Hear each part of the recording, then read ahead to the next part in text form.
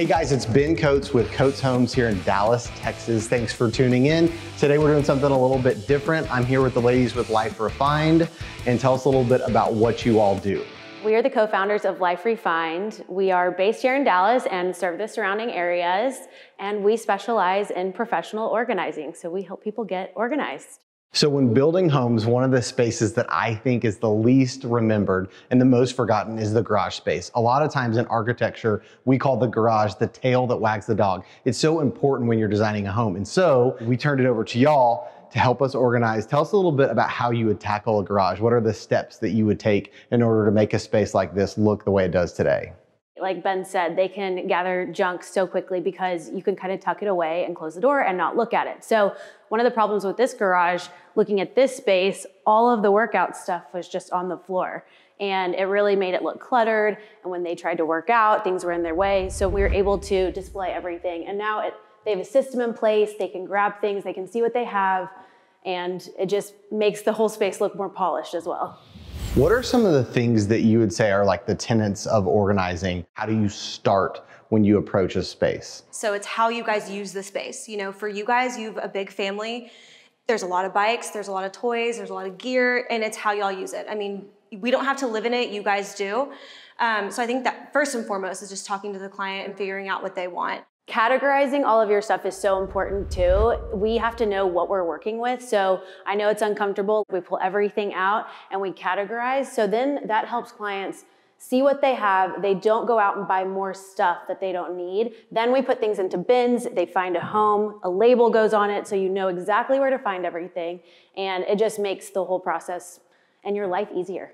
So I was here when y'all did that for this project and you took everything out and it was all over the entire space, right? So I honestly didn't know that we were gonna do that. I thought that you were just gonna like start taking what you have and start moving it around. But I do think that's important because if you take it all out and put it on the floor, then I can actually start organizing it, throwing stuff away. So I think that's such a critical piece to the puzzle. You forget about things that you have. So we're objective to it. So we can take things out that we're like, oh, that's damaged, it's old, it doesn't need to be here. Yeah. And then we kind of give you a homework pile and it's like, do you really need this stuff? Maybe not. Yeah. And then it helps with the purging process as well. There's tons of really great TV shows out there, Netflix shows that you can watch, but a lot of times I think it misleads the viewer into thinking a home build will be like fill in the blank. But I think today you see that with Marie Kondo, Home Edit. What are things that are really popular on TV, but when it comes down to actually doing the work, it's really not like that? Yeah, I mean, we love binge watching those shows as much as the rest of y'all. I think one thing that we're really diligent about is planning, and you don't see that on the shows. We spend hours, you know, coming over, meeting the clients, measuring everything, buying bins that the clients like, you know, making sure the labels are pre-made and they're looking good and ready to go. So we're really diligent about that in the front end, and it shows on the back end. And that's like kind of magic on the show. It just is done and it looks perfect, and you know, it's fun to watch, but it's definitely not the reality. It's also really easy to organize a garage when you have an 8-car garage to work with.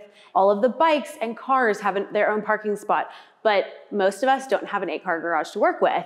And our clients, it's usually a 2 or 3-car garage. So on TV, you often see bikes mounted on walls or hanging from the ceiling, and that works for some families, but this family has 5 young kids. They're using their bikes a lot, so it's really important for them to have easy access. So this works for them right now. Maybe in the future, they'll go to something a little more fancy, but this is perfect for this family. So a big problem with this garage was the cabinets behind me. This client has a lot of hunting gear, fishing gear, and it just really needed to be tackled. I think over time, what happened was the doors are shut and things got cluttered and it never got organized. So our job was to come in and just completely purge and make it look awesome. We really took everything out. And once we take it out, we made categories and it really showed us what we needed to put back in. So in the front one, we did camping and coolers. It's easily accessible. The coolers are big and heavy, so you want to be able to grab them, throw them in the car, and kind of keep moving. The 2 behind me were hunting. He has a nice rack up there, so we can leave everything hung, which is perfect, kind of grab and go as well. And at the end, we did fishing and then utilities, so like hammers and kind of things that they're using in their house, but maybe not every single day. We got rid of so much stuff that when you put it back in, he actually has a ton of space left over.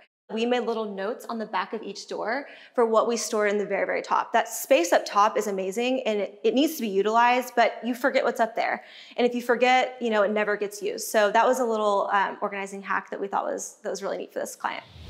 Something that was really important for this family was to get things off of the ground and onto the wall.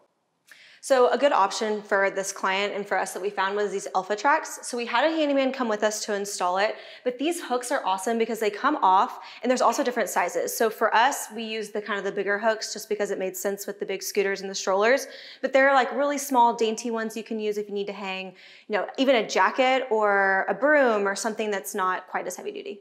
One of the benefits of getting things off the ground is obviously it looks cleaner. It is less clutter, which is always really nice, but it's really nice to still have things that are easily accessible. So this is a big old stroller that would take up a lot of space on the ground. Hanging on the wall, the family can still access it, no problem, but it stays out of the way when they don't need it. Whether you're building, remodeling, or you just want to reorganize your entire house, these are the ladies who you want to call. My wife and I have moved every 3 years, and I think packing, organizing, unpacking is critical if you want to do that. Yeah, definitely feel free to bring us on from the beginning. That's our specialty. We love helping clients from start to finish, really seeing what their vision is and helping them pack up. Maybe you get rid of some stuff on the front end, unpack. That way when you come into your house on your first day, it's just perfect. It's ready to go. There's a system in place. Our mantra is life refines. So life is always refining, and we really believe in that. So whether you're in the Dallas area or you're somewhere far away, reach out to us, check out our website. We do offer virtual services, and we would love to help you no matter where you're located. If you love this video, make sure you like and subscribe. We'll see you next time.